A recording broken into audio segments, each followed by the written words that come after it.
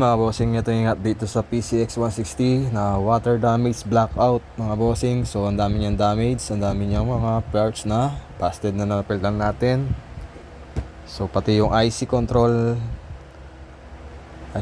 power niya sira din, pati yung IC memory odo sira din. Yung sa memory odo niya, yung auto record niya wala, sira din yung IC niya. So pinalitan natin yun. Capacitor, mga pumutok ng mga capacitor, then resistor at saka mga diode mga boss. So ito na yung update mga bossing, ito na yung resulta. Ayan, all goods na mga bossing, pati yung button all goods na rin. Ayan. So ang auto pa lang nito, ayan no, nasa 300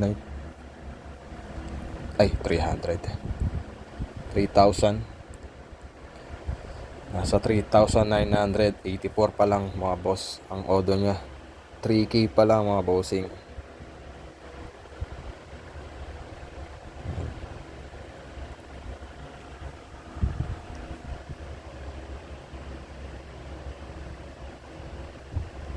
Yan mga bossing. So yun yung update mga boss sa PCX water damage. Kasi may yung top case ito mga bossing may butas na or may crack na.